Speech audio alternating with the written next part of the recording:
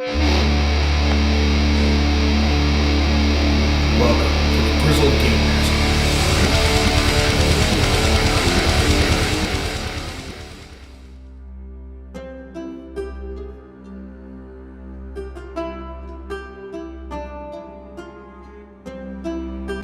Welcome to the Grizzled Game Master. I'm Mike, and with me today is Doug. Hey, and since we're going to be doing an episode on gamers or players, I'm here to bring the player perspective to the table. And I've got some player-based questions for the Grizzled Game Master. Nice. But it's a little bit different today. Normally we were planning on having a Q&A episode. We're only 4 episodes in, though. We got a ton of them here from Reddit and various sources, people asking questions.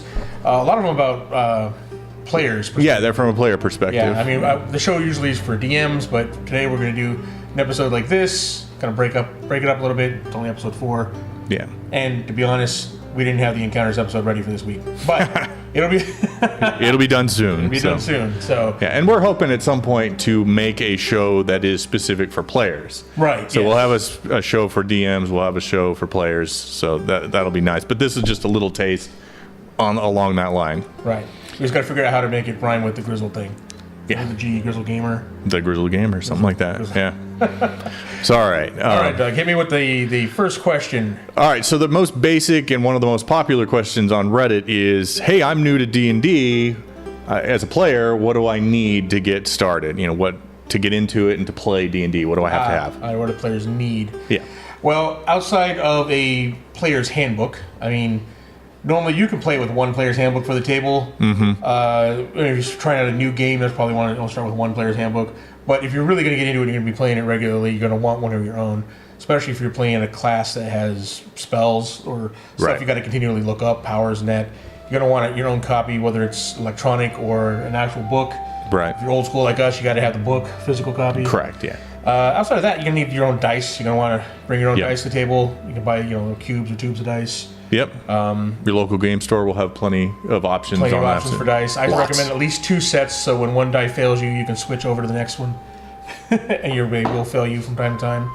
Yeah. If you're game master, if you use miniatures in your game, usually your game master will provide miniatures for you, but you can also, if you want to, something specific, you can go pick them out. Reaper's got a bunch of, we had a whole episode on miniatures and where to get them. So it's just that. But outside of that, there's not really, you don't need a whole lot to play, right? No. Maybe character sheet, notebook, a little notepad, you keep track of notes on. Yeah, and there's lots of little cool things that you can get. For example, if you're a spellcaster, I think we have some over here. Spell cards. They've got spell cards that you can buy, which instead of flipping through your player's guide every day, or every time you're going to cast a spell, or every time you're picking new spells, you can go look through these decks and find the card that's appropriate to it. Right. So, cool. All right. And again, it's also like, depending on what game you're playing, some of them require different things. Yeah. Like beads or runes or some other thing, you have, depending on what game you're playing. Sure. Most of the time you're playing D&D, that's really what you need. Player's handbook, some dice and a mini, and you're good to go. And anything outside of that, your game master should... Right. I've seen a lot of players ask, do I need a DMG or a monster manual? Right. And your response to that would be? No. In fact, I find as a player, it'd probably be more fun for you to discover stuff, especially if you're brand new to the game, discover stuff on your own. Like there's some players that want to know what every monster does, has to read all the stats so they know how to fight the monster. You don't want to do all that, right? Which you really shouldn't. If you're role playing your character and getting into the role playing, knowing too much about the monsters kind of can ruin the experience because you're doing things or expecting things your player doesn't know about. Yeah, you're peeking behind the curtain. Just let the show go on. Let the game master worry about that. And a DMG is pretty much all about running the game. Unless you're planning on running a game, you don't need a DMG. Yeah. So, all right, what's our next one? All right, the next most popular question is, what type of character should I play? What type of character should you play? Yeah, I mean, there's a lot we could go into, so just let's bare bones it, like, how do you come up with the idea for a character to play? Right, exactly. We'll get into the mechanics. You want a concept first, right? What do you want to play? This could be your favorite character from a movie or novel you've read. Depending on the genre you're playing, we're going to talk mainly about fantasy, D&D, Pathfinder, that kind of thing. Right. Most of those character type classes and races are the same. Mm-hmm. I mean, that's the most popular one. We'll talk about that. But there could be, insert whatever race option you have for whatever you're playing. But I mean, start with a concept. Start with something you think you'd want to play. Do you want, fight with swords? Do you want to cast spells? Right. Have that concept in mind, and then go to talk to your DM about what classes best fit that description. Now, I would say for brand new players, if you're brand new to role playing, you're going to want to start, playing a fantasy game. I would say probably class-wise, probably fighter is probably one of the easier ones to start off with. It's not too complicated. Fighter, probably bare bones fighter is probably the easiest class to play. Right. I've seen other people come out with, barbarian, which is not too terribly bad if you remember. I rage. That's the first thing. DM asks you what's the first thing you do? I rage. That's the beginning. But then you get into, as you get further on, it gets a little more complicated. Ranger's a little more complicated than that. Yeah. Paladin's a little more complicated than the ranger. Yeah. Then once you get into spell casting, I would not recommend a spell casting class for your first character unless you had your heart set on playing a wizard.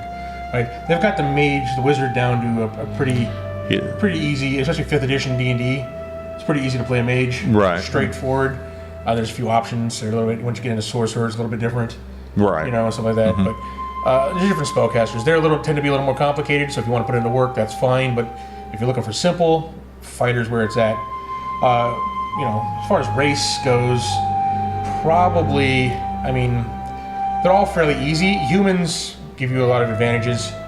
And just starting out, but play what you want to play. If you had your heart set on an elf, play an elf. You like dwarves? Yeah. Play a dwarf. Yeah, ignore the powers would be my advice. The abilities that you get from those should be secondary to what type of character do you want to play. Right. If you want to play Legolas, then you play a elven character who's maybe a fighter who uses a bow.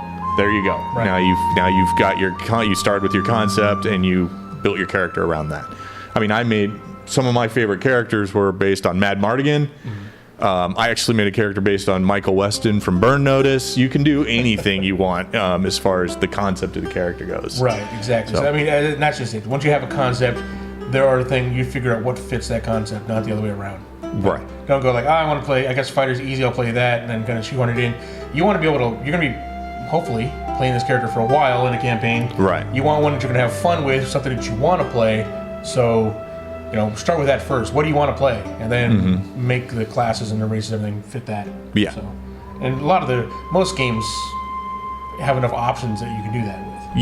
Yeah, that's very true. All right, like another one that we get, and this should be hopefully fairly easily, is about alignment. A lot of people maybe get confused about what is alignment, what's the purpose of alignment? The purpose of alignment is control. All right. Keep your players from going off the rails.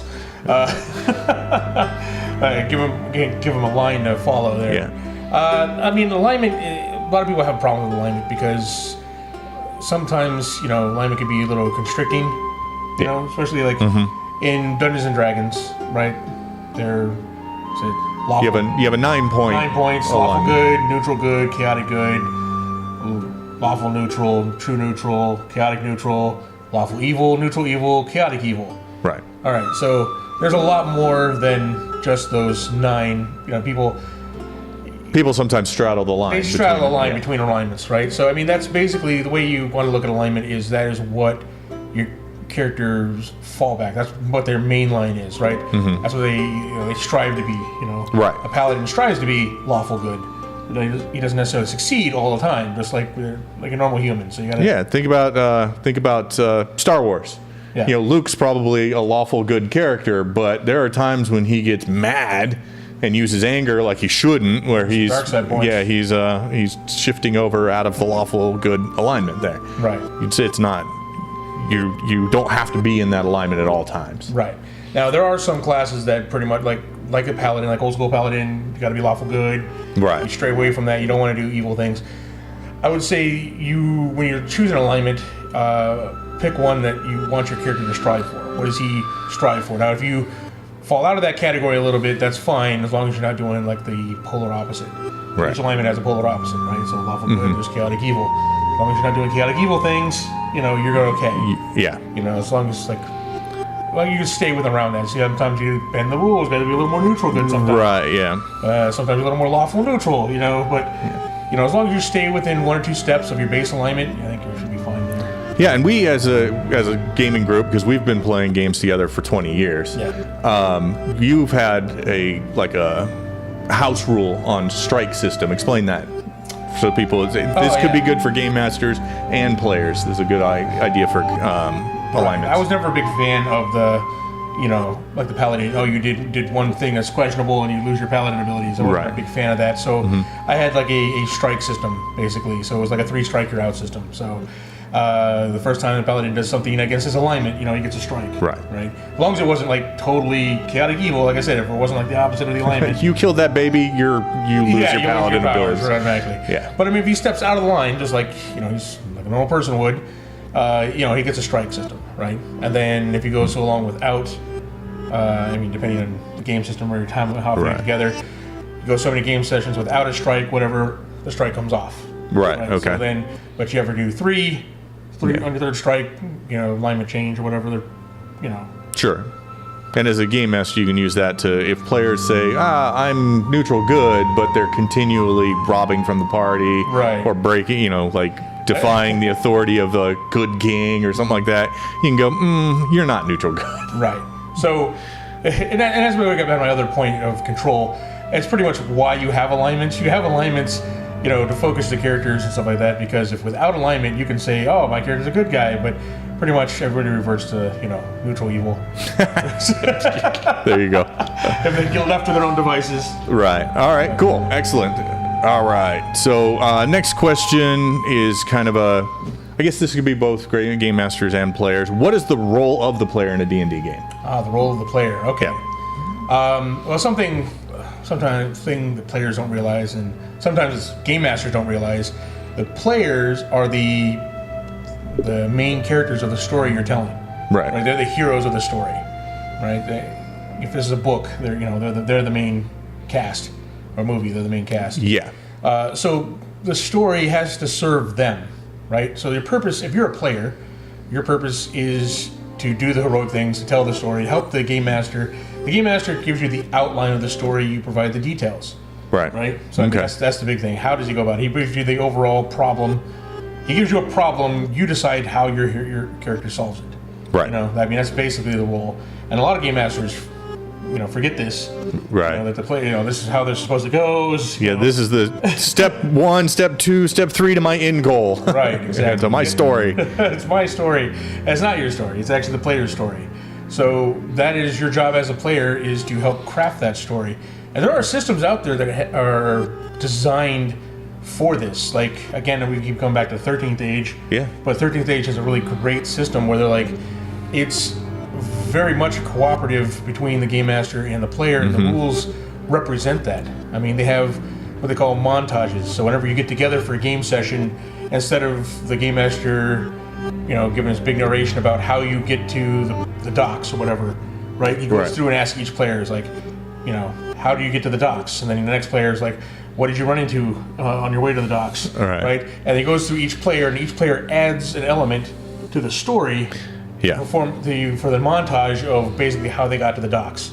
Right? Instead of just saying, oh, you got to the docks this way. And that way you have that, that interaction where you kind of crafted this little bit here together along with the game master. You're like a script writing team on a movie. Right. You're all making a movie, and the writer came to you with the basic concept, and you are the script writers who are saying, it's like you're the actor who is also their own script writer and going, this is what my character does. Yeah, my character wouldn't do this, you do this. Change it up a little bit. So that's your job as a player. What's the player's role is to help the game master tell the story by providing the details of the plot.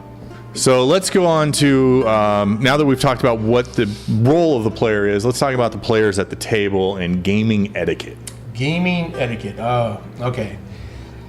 Well, gaming etiquette, I can go over basic gaming etiquette, although every game session is going to be a little bit different. It's very important to talk to the game master about what they expect, right? And then have any good game session when you're getting together, the GM will sit down with the players, give you his expectations, ask you what you expect, and kind of tailor together, much like the story, Right. the gaming experience for everybody. Okay. But I mean, some of the basics would be to not hog the spotlight. Yeah. That's a big Definitely. one. That's definitely. There's gonna probably be- the biggest. Probably one of the biggest. Yeah. There's going to be people that alpha gamers that tend to do more than others. Yes. You just got to make sure that you're not that person. If you've been let somebody else step up and handle something or say something, or maybe if you're the game master, make sure you're asking everybody their opinion or what they do in particular. Yeah. Well, and here's and from the player perspective, I'm probably what you would call an alpha gamer. I tend to have more investment in the plot than a lot of the players that I play with. Yes. From a alpha gamer perspective, you can turn that around and instead of hogging the spotlight, be a leader at the table who says, hey, what are you going to do? And try and get other people to buy in and get involved. Maybe you've got players at the table who are quieter, who it's harder for them to speak up. You can make a point of reaching out to that person and saying, hey, do you want to go with me, or what would you do in this this case? Yeah. And try and get them all involved. Yeah, if you're one of the ones that's always running off to handle like negotiations or whatever, bring somebody else with you that doesn't always, may not always go. Right. Drag them into it. Just and be aware. There's going to be some people that play are maybe not as sociable as other people. You got to try and make them feel comfortable. The whole thing is about making people feel comfortable and having fun at the game. Right. That's the big thing. Not hogging the spotlight. Coming prepared.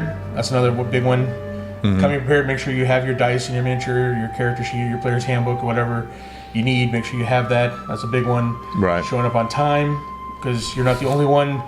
Usually you got 6 other people that have given up their time to play this game. Right. Yeah. So you holding them up, it's kind of rude. You want to make sure you're there on time and ready, prepared to play. And another big one is giving it your full attention. Yeah. Right? I mean, there may be times when you're not necessarily doing anything, but you need to be paying attention to what other people are doing.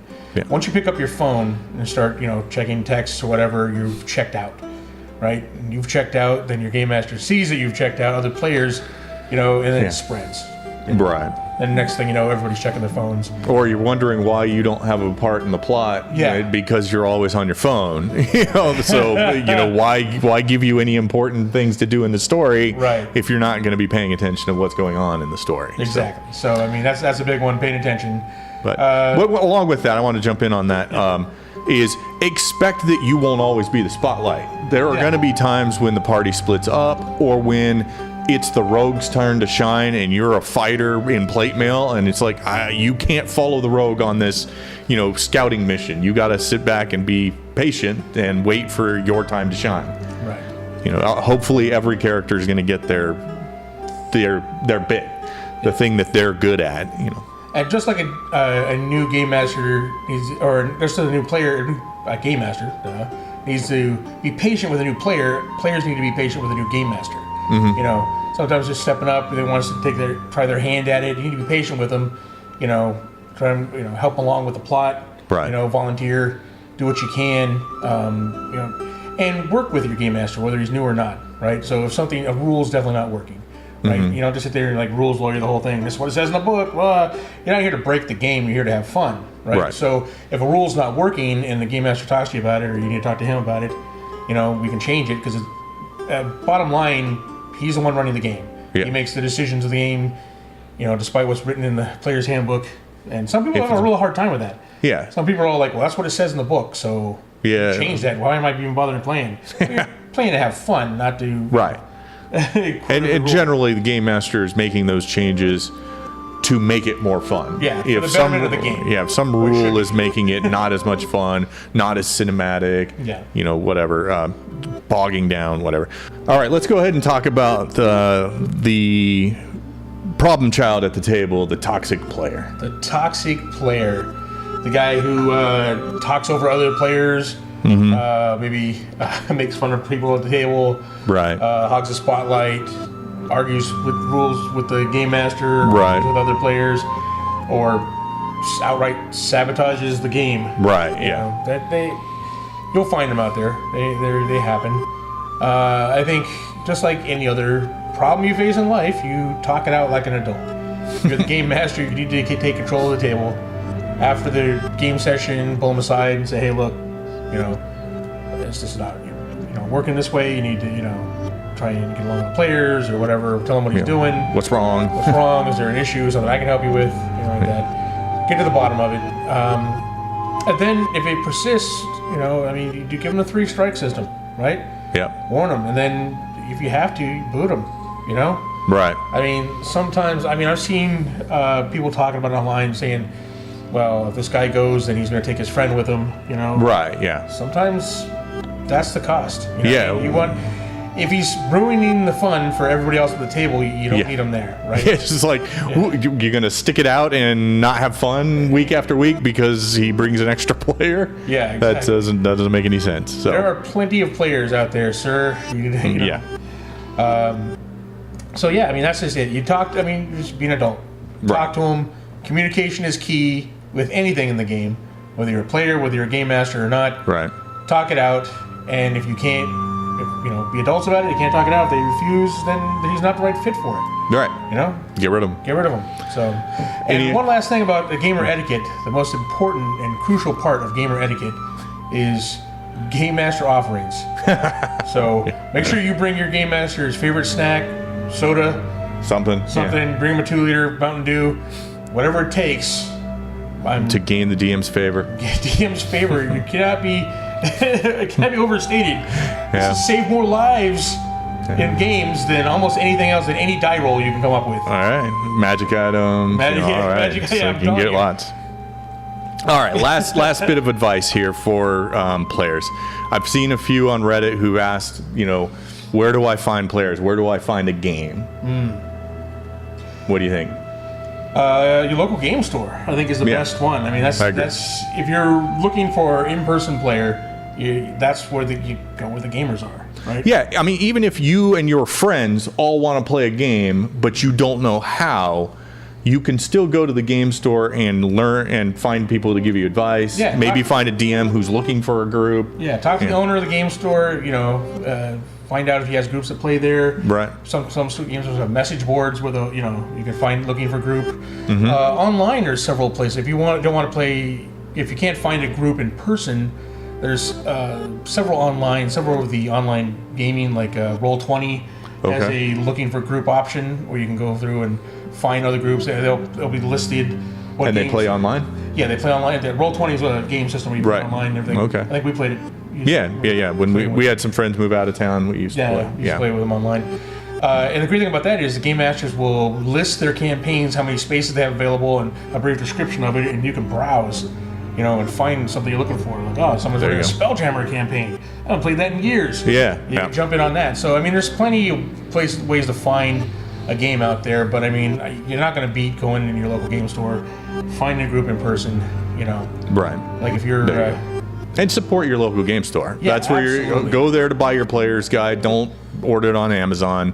Yeah. You can get some good deals, but pay the extra $5. Yeah, it's a community who supports the gaming community. Yeah, it's a community up there. Yeah. You're going to find a lot more there than just your books and dice. Right. So talk to people. Talk to somebody face to face. I know it's scary for a lot of us, but it can be. Yeah, it can be. You just get out there and meet people and have fun playing. Right, definitely. Well, I think that about wraps it up for our first player-focused questions. Yeah. Keep sending them in. Leave comments down below if you have any other questions you want us to cover in a future game or future episode of this. Be sure to leave comments down below. Let us know what you think. If you have any other tips for players out there, include that as well. Be sure to like and subscribe. Tell your friends about it. Yep. If you want to support our channel, we actually have a link to our Patreon down below. Throw $1 in a hat for us. There you go. Buy us a cup of coffee. We'll make much better videos for you. I promise. And we'll be back next week with our Encounters episode of the Grizzled Game Master. Thank you.